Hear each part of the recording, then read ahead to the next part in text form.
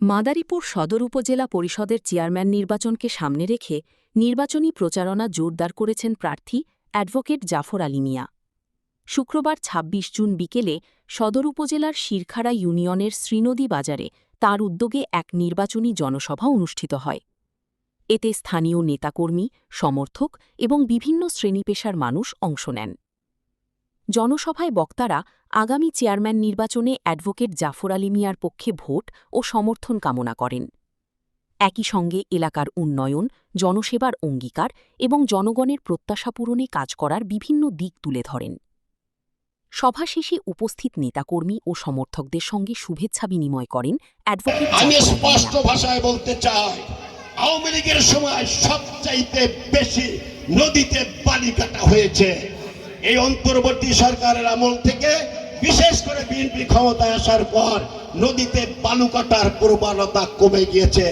আপনারা জানেন কিনা আমি জানি না, গত কয়েকদিন আগেও এই নদীতে 4টি মাটি কাটার ড্রেজারকে ডুবিয়ে দেওয়া হয়েছে এবং আগুন দিয়ে পুড়িয়ে দেওয়া হয়েছে। আপনারা কি জানেন? জেনে নেন, আগুন দিয়ে পুড়িয়ে দেওয়া হয়েছে 4টি ড্রেজার এবং তাদের বিরুদ্ধে মামলা হয়েছে। তারা হাজত খেটে জামিনে গিয়েছে। কোন ভূমিদস্যু, কোন চাঁদাবাজ, কোন সন্ত্রাসী, কোন নদী থেকে বালি কাটা, এটাই সরকার পছন্দ করে না। আমরাও তাদেরকে বরদাস্ত করব না। তাদেরকে বলবো, দয়া করে এখনো যদি কেউ থেকে থাকে এদের কাছে, দয়া করে সংশোধন হবেন, ভালো পথে আসেন, আয় রোজগার করেন, ভালোভাবে চলেন।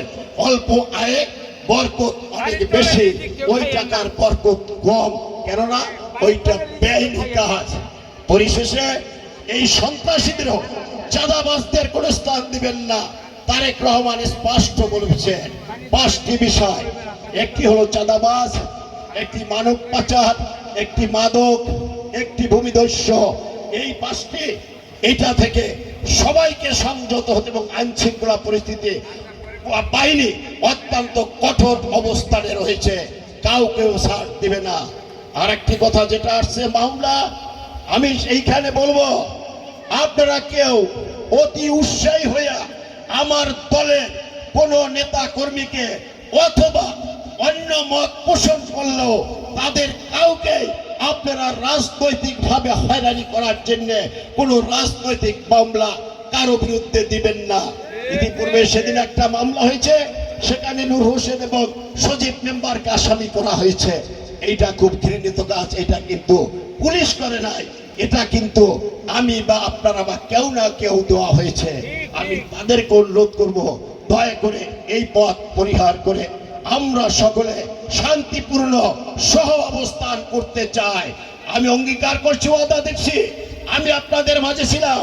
যেটা মুরাদ বলেছে, এইখানে তার এলাকায় শাহজাহান মেম্বার জানে কুচিয়ামারায় নির্ঘাত সেখানে রক্তক্ষয়ী সংঘর্ষ হতো, জীবন বিপন্ন হওয়ার সম্ভাবনা ছিল। আমি আইনজীবী, ওকালতি করা, পয়সা নেওয়া আমার পেশা, তারপরও সমস্ত সেই লোভ লালসা বাদ দিয়ে আমি সেখানে মীমাংসা করেছি। মুরাদ শুনেছে সেখানে শান্তি বিরাজ করছে। সেদিন আমি বলবো যে আপনাদের কোন প্রয়োজনে আমাকে এতটুকু কাজে লাগে, আমার দরজা আপনাদের জন্য 24 ঘন্টা খোলা, কারণ আপনাদের মেয়ে রয়েছে আমার ঘরে।